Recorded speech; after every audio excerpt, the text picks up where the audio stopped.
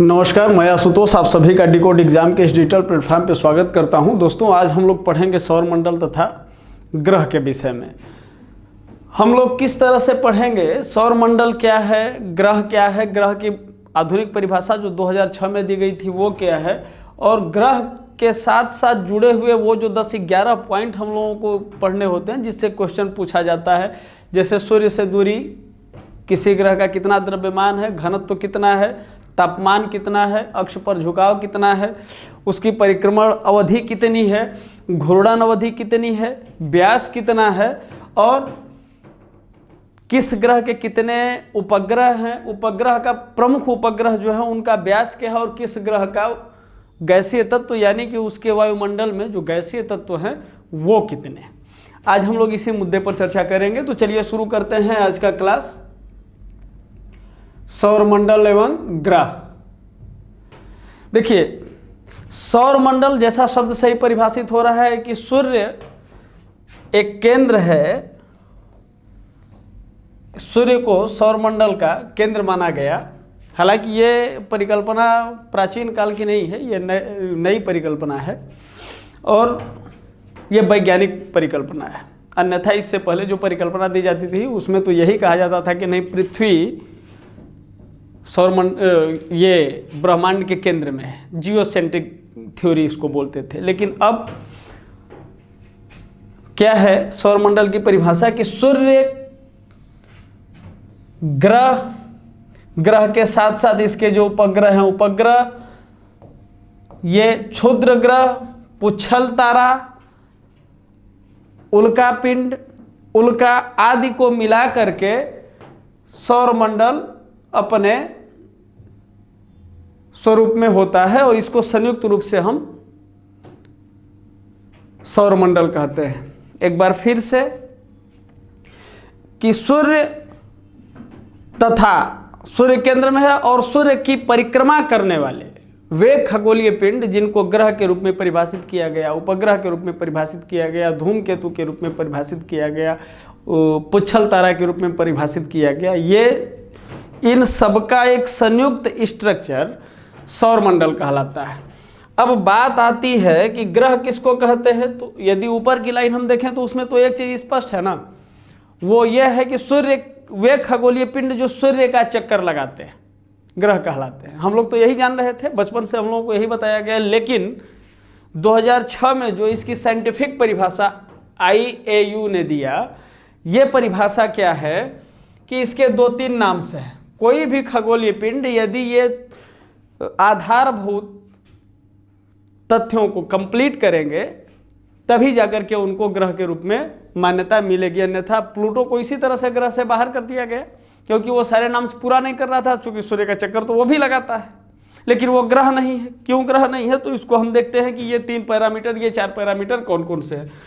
वे आकाशीय पिंड ही ग्रह माने जाएंगे जो अपनी निश्चित कक्षा में सूर्य की परिक्रमा करते हैं। यह सूर्य है और ये किसी भी पिंड का ये इलिप्टिकल शेप में ये अपनी निश्चित कक्षा में सूर्य की परिक्रमा करते हो, ये एक तथ्य हो गया। दूसरा क्या है कि उसमें पर्याप्त गुरुत्वाकर्षण हो और जिसके कारण उसकी संरचना गोल हो। किसी ग्रह की संरचना जो है, स्ट्रक्चर, वो गोल हो। वो गोल किस लिए हो, क्योंकि उसमें पर्याप्त गुरुत्वाकर्षण होना चाहिए। ये दूसरा पैरामीटर।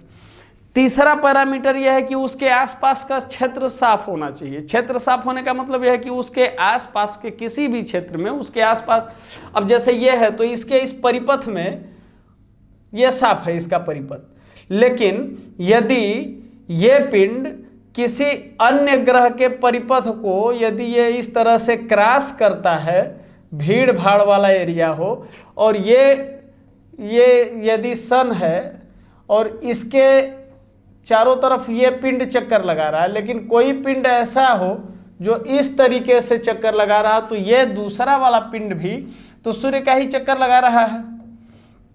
परवलयाकार अवस्था में सूर्य का चक्कर लगा रहा है, लेकिन ये गोल भी है और ये सूर्य का चक्कर भी लगा रहा है और इस अपनी निश्चित कक्षा में भी है।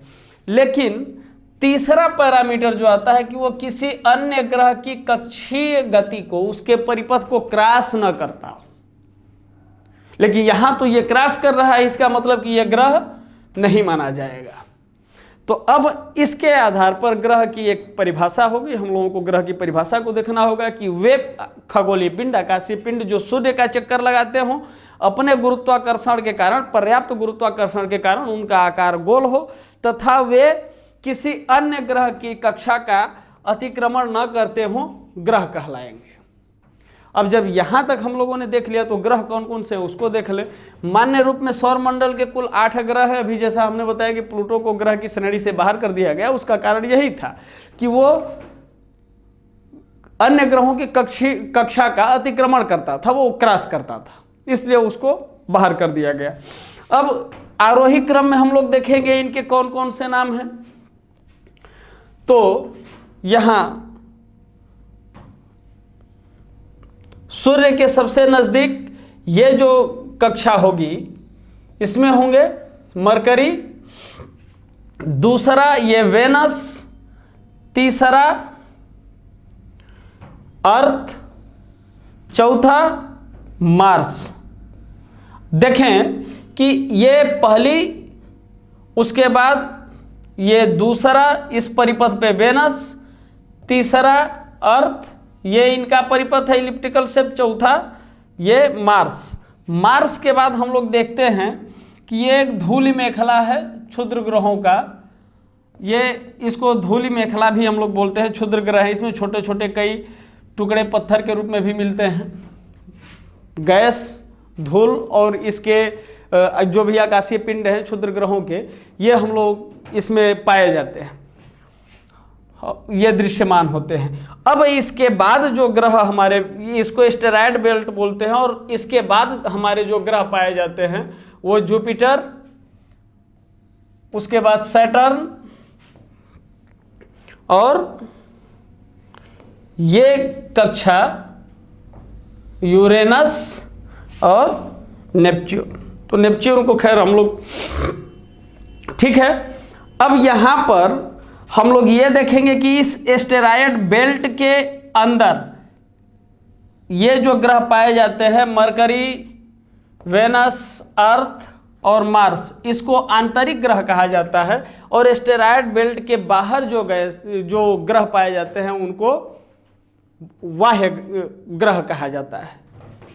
इसके बाद जब हम लोग ग्रहों की स्थिति, उसके लोकेशन को देख लिए, तो अब हमारे लिए यह जानना जरूरी है कि कौन सा ग्रह जो सबसे नज़दीक है उसकी दूरी कितनी है, और जो ग्रह सबसे ज़्यादा दूर है उसकी दूरी कितनी है सूर्य से। ठीक है, तो यहाँ हम लोग देखेंगे सबसे पहले बुध को। यदि आप लोगों के पास कॉपी पेन हो तो ये 11 पॉइंट, 10-11 पॉइंट इसी से क्वेश्चन पूछता है जनरली। इसको बड़े आराम से हम लोग देख रहे हैं, तो आप लोगों के पास यदि कॉपी पेन होगा तो आप उसको नोट कर लेंगे, लिख लेंगे। मैं पढ़ता हूँ, मैं आपको बता रहा हूँ कि बुध सबसे पहला ग्रह सूर्य के काफ़ी नज़दीक है और 5.8 करोड़ किलोमीटर। देखें, द्रव्यमान को यहाँ पे मानक माना गया है पृथ्वी के द्रव्यमान को। पृथ्वी का द्रव्यमान 598 × 10, ये पृथ्वी का द्रव्यमान है। पृथ्वी के द्रव्यमान को यदि 1 माना गया है तो इसका द्रव्यमान कितना होगा? पृथ्वी के द्रव्यमान के आधार पर इसका द्रव्यमान कितना होगा? 0.06, ये किलोग्राम में आएगा, क्योंकि पृथ्वी का द्रव्यमान हमारा 1 किग्रा माना गया है, मानक है। घनत्व तो कितना है बुध का? 5.5 ग्राम घन सेंटीमीटर। और तापमान कितना है? दिन में इसका तापमान हो जाता है 390 डिग्री सेंटीग्रेड, ये प्लस हो जाता है। और रात में -170 डिग्री सेंटीग्रेड इसका तापमान काफ़ी गिर जाता है। इसके तापमान में काफ़ी अंतर है। और इसके अक्ष पर झुकाव कितना है? 7 डिग्री का झुकाव है बुध का। अभी हम लोग केवल बुध की चर्चा कर रहे हैं। परिक्रमण अवधि कितनी है? ये अपने परिपथ में सूर्य के चारों तरफ जो चक्कर लगाते हैं, ये परिक्रमण अवधि बुध की कितनी है? तो इस बुध की परिक्रमण अवधि है 88 दिन। और घूर्णन अवधि, जो अपने अक्ष पे ये घूमता है, 2 गतियां होती हैं, परिक्रमण और घूर्णन। जो अपने अक्ष पर घूमता है ये 58.65 दिन इनकी घूर्णन अवधि है। और इसके बाद इनका व्यास कितना है, 4880 किलोमीटर का व्यास है बुध का। आगे हम लोग देखेंगे शुक्र से। शुक्र में एक चीज आता है, क्वेश्चन आता है कि इसका जो ईयर है, जो इसका परिक्रमण काल है वो 225 दिन का होता है और घूर्णन अवधि 243 दिन की होती है। तो यहाँ पर इसका अर्थ यह है कि इसकी घूर्णन की जो गति है वो काफ़ी धीमी है, इसलिए ये अपने अक्ष पर एक पूरा चक्कर जितने दिन में लगाता है उससे कहीं कम दिन में ये सूर्य का एक पूरा चक्कर लगा लेता है। तो अब शुक्र को देखेंगे। सूर्य से इनकी दूरी 10.8 करोड़, द्रव्यमान 0.8 किलोग्राम। इसलिए ये 0.8 किलोग्राम क्योंकि पृथ्वी के द्रव्यमान को आधार बनाया गया है, पृथ्वी के द्रव्यमान को इकाई माना गया है। ठीक है। इनका तापमान कितना है, +475 डिग्री सेंटीग्रेड। ये तापमान सेंटीग्रेड में है। झुकाव अक्ष पर कितना है, 3 डिग्री। परिक्रमण अवधि 225 दिन, घूर्णन अवधि 243 दिन। व्यास इनका है 12,104 किलोमीटर का। पृथ्वी, अब हम अपने आवास, अपने घर के विषय में बात कर लें। सूर्य से इनकी दूरी 14.96 करोड़ किलोमीटर। द्रव्यमान को, इनके द्रव्यमान को इकाई माना गया है। घनत्व तो इनका 5 औसत, यहाँ जब घनत्व की बात हो रही है तो औसत घनत्व को हम लोग समझेंगे, 5.52 ग्राम घन सेंटीमीटर। इनका तापमान +22 डिग्री सेंटीग्रेड इनका तापमान है। अक्ष पर इनका झुकाव 23.5 डिग्री। इनकी परिक्रमण अवधि 365 दिन 6 घंटा। और घूर्णन अवधि इनकी है 23 घंटा 56 मिनट की। व्यास इनका है 12,755.6 किलोमीटर का। मंगल ग्रह चौथा ग्रह है हमारा। अभी हम लोग आंतरिक ग्रह की बात कर रहे हैं, चौथे ग्रह की हम लोग बात कर लें। सूर्य से इनकी दूरी है 22.79 करोड़ किलोमीटर। 0.1 किलोग्राम इनका द्रव्यमान है। इनका औसत घनत्व 3.95। इनका तापमान काफ़ी कम रहता है, -23 डिग्री सेंटीग्रेड। अक्ष पर झुकाव ये पृथ्वी से अपेक्षाकृत ज़्यादा झुके हुए हैं, 25 डिग्री इनका झुकाव है अक्ष पे। इनकी जो परिक्रमण अवधि है, सूर्य के चारों तरफ परिक्रमा करने की जो अवधि है वो 687 दिन 24 घंटा 37 मिनट में ये अपने अक्ष पर घूम जाते हैं। और इनका जो व्यास है 6,800 किलोमीटर का इनका व्यास है। बृहस्पति काफ़ी बड़ा ग्रह।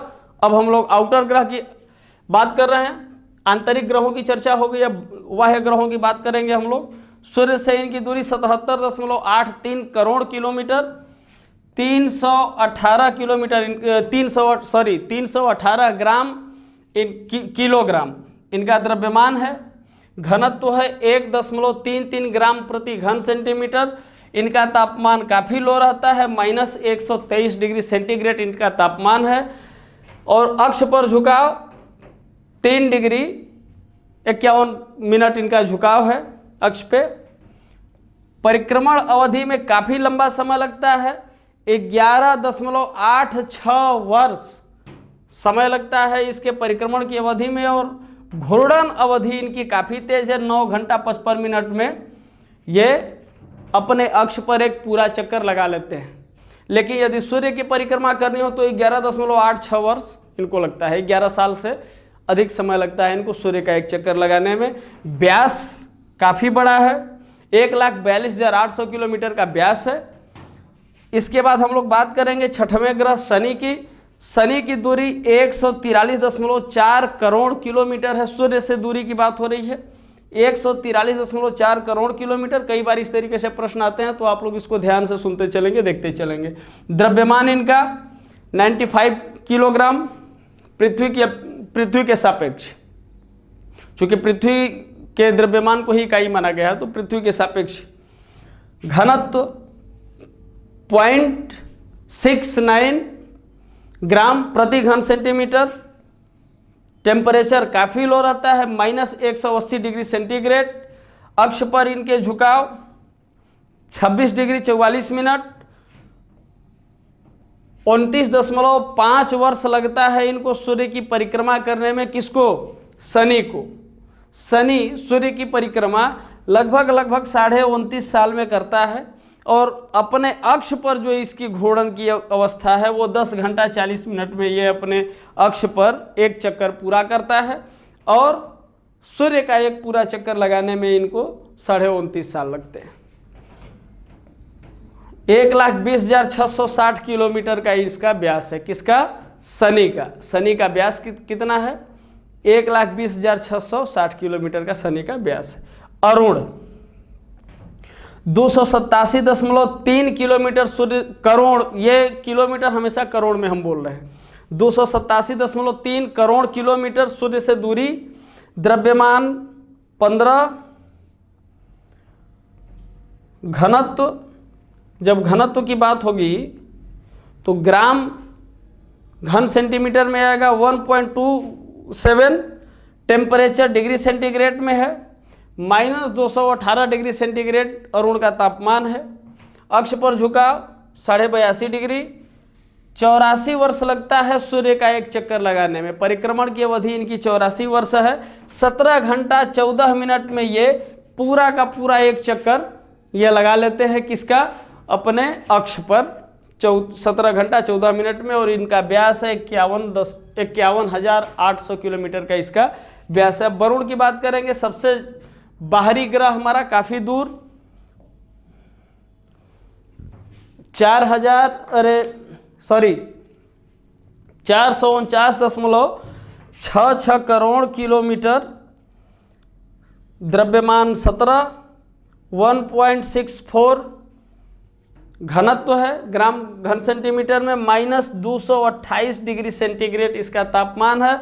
28 डिग्री 48 मिनट अक्ष पर झुकाव। 164.8 वर्ष लगता है एक पूरा का पूरा परिक्रमण करने में, सूर्य का एक चक्कर लगाने में। अक्ष पर घूर्णन इनका 16 घंटे में पूरा हो जाता है। 49,428 किलोमीटर का इसका व्यास है। किसका? वरुण का। अब यहाँ हम लोगों ने देखा इनकी दूरी कितनी है, द्रव्यमान कितना है, घनत्व कितना है, तापमान कितना है, अक्ष पर ये कितना झुके हुए हैं, परिक्रमण की अवधि कितनी है और घूर्णन की अवधि कितनी है तथा व्यास कितना है। अब हम लोग देखेंगे कि किस ग्रह के पास कितने उपग्रह हैं, उपग्रह का व्यास कितना है और उस ग्रह का वायुमंडल कैसा है, वायुमंडल में कौन कौन सी गैसें पाई जाती है, गैसीय तत्व कौन कौन से हैं। तो यहाँ एक बार फिर हम लोग देख लें, बुध, शुक्र, पृथ्वी, मंगल, बृहस्पति, शनि, अरुण और वरुण। ये यहाँ तक क्लियर है हम लोगों के 8 ग्रह। बुध के ग्रहों की संख्या 0 है, उपग्रहों की। जब उपग्रह ही नहीं है तो व्यास का कोई मतलब नहीं है, लेकिन इसके वायुमंडल में हाइड्रोजन का एक क्षीर आवरण चतुर्दिक पाया जाता है। बुध के यदि वायुमंडल की बात की जाए तो हाइड्रोजन का एक क्षीण आवरण, एक झीना पतला आवरण, कमजोर आवरण हाइड्रोजन का बुध के चारों तरफ पाया जाता है। शुक्र के पास भी उपग्रहों की संख्या नहीं है, लेकिन इसमें कार्बन डाइऑक्साइड और सल्फर डाइऑक्साइड इसके वायुमंडल में पाए जाते हैं। इसके वायुमंडल का जब हम गैसीय संगठन देखते हैं, गैसीय तत्व देखते हैं, तो कार्बन डाइऑक्साइड, CO2 और सल्फर डाइऑक्साइड ये पाए जाते हैं। किसमें? शुक्र के वायुमंडल में। पृथ्वी की हम बात करें तो एकमात्र उपग्रह है चंद्रमा। चंद्रमा का व्यास है 3,475 व्यास किलोमीटर में है, तो चंद्रमा का व्यास कितना होगा? 3,475 किलोमीटर।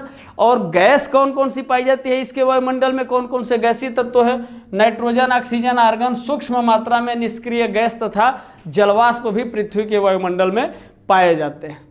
क्लियर? पृथ्वी के बाद हम लोग देखेंगे मंगल को। मंगल के पास उपग्रहों की संख्या है 2, और वो 2 उपग्रह कौन कौन से? फोबोस और डिमोस। फोबोस का व्यास 25 किलोमीटर और डिमोस का व्यास 13 किलोमीटर है, और इसके वायुमंडल में कार्बन डाइऑक्साइड, नाइट्रोजन, आर्गन और ऑक्सीजन पाए जाते हैं। किसके? मंगल के। मंगल के उपग्रहों की संख्या 2, फोबोस और डिमोस। फोबोस का व्यास है 25 किलोमीटर, डिमोस का व्यास है 13 किलोमीटर, और वायुमंडल में ये कार्बन डाइऑक्साइड, नाइट्रोजन, आर्गन और ऑक्सीजन ये गैस पाई जाती है। ठीक है, अब आगे बढ़ते हैं। बृहस्पति, अभी देखिए है क्या कि अक्टूबर 2019 में एक बीबीसी ने एक आर्टिकल दिया था। उस आर्टिकल के आधार पर यह हुआ कि उपग्रहों की संख्या में शनि ने बृहस्पति को पीछे छोड़ा। तो कुछ नए उपग्रहों की खोज हुई, उन उपग्रहों के आधार पर हम लोग संख्या को देखेंगे तो बृहस्पति के उपग्रहों की संख्या 79 है। और कुछ जो प्रमुख उपग्रह हैं, अब चूंकि सारे उपग्रहों का नाम यहाँ नहीं लिखा जा सकता, तो कुछ मुख्य उपग्रहों जिनसे क्वेश्चन पूछा जाता है उनको हम लोग यहाँ डिस्कस करेंगे। गैनीमीड, कैलेस्टो, यूरोपा, हिमालय, थेबे और मेटिस। गैनीमीड का 5260 किलोमीटर का व्यास है, कैलेस्टो का 4800 का 4800 का व्यास है, यूरोपा का 3200 का व्यास है, हिमालय का 170 किलोमीटर, थेबे 100 और मेटिस का 40 किलोमीटर का व्यास है। यह बृहस्पति के उपग्रहों की संख्या हो गई, ये व्यास हो गया। अब जब बृहस्पति के, अब चूंकि हम लोग आउटर ग्रहों की बात कर रहे हैं, जो बाह्य ग्रह हैं हम उन पर चर्चा कर रहे हैं, तो जब बृहस्पति के वायुमंडल की हम लोग बात करेंगे तो मुख्य रूप से हाइड्रोजन, हीलियम, मीथेन तथा अमोनिया गैस पाए जाते हैं। किसमें? ये देखिए, यहाँ हम लोग बात कर रहे हैं किसी ग्रह के रासायनिक संघटन की बात नहीं कर रहे हैं, हम लोग यहाँ बात कर रहे हैं किसी ग्रह के वायुमंडल के गैसीय तत्व का, कि उसके आसपास जो चारों तरफ एक आवरण है, जो वायुमंडल है, उस वायुमंडल का गैसीय संगठन क्या है, गैसीय तत्व कौन कौन से हैं। तो बृहस्पति में हाइड्रोजन, हीलियम, मीथेन तथा अमोनिया गैस। अब इसके बाद हम लोग बात करेंगे शनि। तो शनि के पास अभी कुछ समय पहले तक, कुछ साल पूर्व तक 62 सैटेलाइट ही हमें बताया जाता था, लेकिन अभी कुछ नए शोधों के अनुसार, अद्यतन नवीनतम खोजों के अनुसार इसकी संख्या बढ़ गई है। अब शनि के पास 82 उपग्रह हैं। तो यदि उपग्रहों के आधार पर पूछा जाए तो सबसे बड़ा ग्रह कौन सा होगा? शनि होगा। अभी तक तो बृहस्पति होता था क्योंकि सबसे ज़्यादा उपग्रह इसके पास होते थे, लेकिन अब उपग्रह के आधार पर शनि हो जाएगा। लेकिन यदि व्यास के आधार पर पूछा जाए कि सबसे बड़ा व्यास किसका है, तो व्यास के आधार पर सबसे बड़ा ग्रह कौन सा होगा? तो निश्चित रूप से बृहस्पति को होना चाहिए, क्योंकि बृहस्पति का 1,42,800 किलोमीटर का व्यास है, जबकि शनि का 1,20,660 किलोमीटर का व्यास है। लेकिन अब जब उपग्रह की हम लोग बात करते हैं तो बृहस्पति के पास 79 और शनि के पास 82। तो उपग्रह के आधार पर यदि क्वेश्चन आता है तो मुझे लगता है कि अब आपका गलत नहीं होना चाहिए, यहां से आप क्लियर रहेंगे। अब इसके उपग्रहों को भी देख लिया जाए और उपग्रहों के व्यास को भी देख लिया जाए। तो टाइटन, रिया, शनि के उपग्रह की हम लोग चर्चा कर रहे हैं। टाइटन, रिया, लापेटस, इनसेलाइट, टेथिस, डायोन, मिमास, हाइपेरियन, फोइबे, पंडोरा आदि। अब हम लोग देखते हैं, आदि कोई गैस नहीं है, ये उपग्रह नहीं है, ठीक है। आदि का मतलब ये हुआ कि यहाँ अंत नहीं है, इसके आगे भी बहुत है, ठीक। चलिए, टाइटन का व्यास कितना है? ये उपग्रह है शनि के, टाइटन का व्यास कितना है? 5150 किलोमीटर। व्यास हमेशा किलोमीटर में हम बोल रहे हैं, तो आप लोग कन्फर्म रहेंगे, आप लोग क्लियर रहेंगे कि यहाँ किलोमीटर की चर्चा हो रही है। Rhea 1530 kilometre, Iapetus 1436 kilometre, Enceladus 500 kilometre, ये व्यास है। Tethys 1028 kilometre, Dione 1118, Mimas 400 kilometre, Hyperion 286 kilometre, Phoebe 220 kilometre, Pandora 85 kilometre का व्यास है शनि के उपग्रहों का। अब इसके गैसीय तत्व कौन कौन से हैं? तो मीथेन और नाइट्रोजन। शनि के वायुमंडल में गैसीय तत्वों का यदि हम अध्ययन करें तो हमें मीथेन और नाइट्रोजन मिलते हैं। अरुण का उपग्रहों की संख्या 27, अरुण के उपग्रहों की संख्या 27 है। और हम देखें तो शनि के बाद, और शनि पहले स्थान पे हो गए उपग्रहों के आधार पे, दूसरे स्थान पे बृहस्पति, तीसरे स्थान पे अरुण और चौथे स्थान पर वरुण। यदि क्वेश्चन कभी कभी इस तरह से पूछ दिया जाए कि उपग्रहों की संख्या के आधार पर आरोही क्रम में उपग्रहों की संख्या के आधार पर ग्रहों की स्थिति को आरोही क्रम में व्यवस्थित करिए। तो आरोही क्रम में कैसे आएगा? सबसे पहले पृथ्वी बढ़ते हुए क्रम में, दूसरे क्रम पे मंगल, तीसरे क्रम पे वरुण, चौथे क्रम पे अरुण, उसके बाद बृहस्पति और फिर शनि। लेकिन यदि अवरोही क्रम में कर दिया जाए तो शनि 82 उपग्रह, बृहस्पति 79 उपग्रह, अरुण 27 उपग्रह, वरुण 14 उपग्रह, मंगल 2 उपग्रह, पृथ्वी 1 उपग्रह। उसके बाद बुध और शुक्र, खैर इनके पास उपग्रह ही नहीं है तो ये हमारे इस पैरामीटर से बाहर है। अब हम लोग अरुण के उपग्रहों की बात कर लें। इनके उपग्रहों का व्यास कितना है?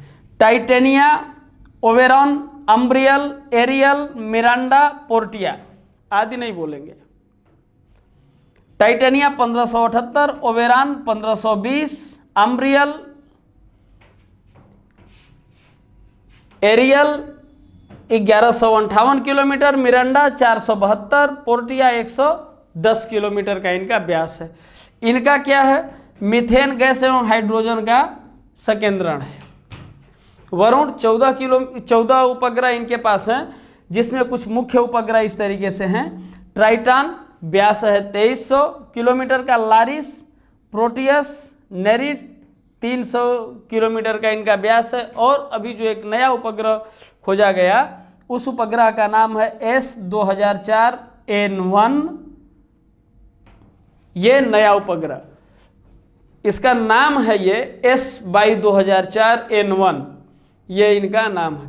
और अरुण और वरुण के वायुमंडल के गैसीय तत्वों में काफ़ी समानता है, अर्थात मीथेन गैस और हाइड्रोजन यहाँ भी पाए जाते हैं। तो आज हम लोगों के क्लास में हम लोगों ने देखा सौरमंडल के प्रमुख तत्व, सौरमंडल की एक छोटी सी परिभाषा हम लोगों ने देखी, ग्रह की एक साइंटिफिक वैज्ञानिक परिभाषा हम लोगों ने देखा, उसके आधार पर हम लोग ग्रहों का अध्ययन किए। और ग्रहों के अध्ययन में हम लोगों ने देखा कि सौरमंडल में हमारे कितने ग्रह हैं, सूर्य से किस ग्रह की कितनी दूरी है, इनका किस ग्रह का कितना द्रव्यमान है, इसका घनत्व कितना है, तापमान कितना है, व्यास कितना है, परिक्रमण अवधि कितनी है, घूर्णन अवधि कितनी है, इनके उपग्रह कितने हैं और इनके वायुमंडल में गैसीय तत्व का संगठन क्या है, कौन कौन से गैसीय तत्व हैं। तो इस तरह से आज हम लोगों का सौरमंडल का ये क्लास समाप्त होता है। आपको क्लास कैसा लगा, आज का वीडियो कैसा लगा, हमें कमेंट करके ज़रूर बताइएगा। तब तक के लिए नमस्कार, धन्यवाद।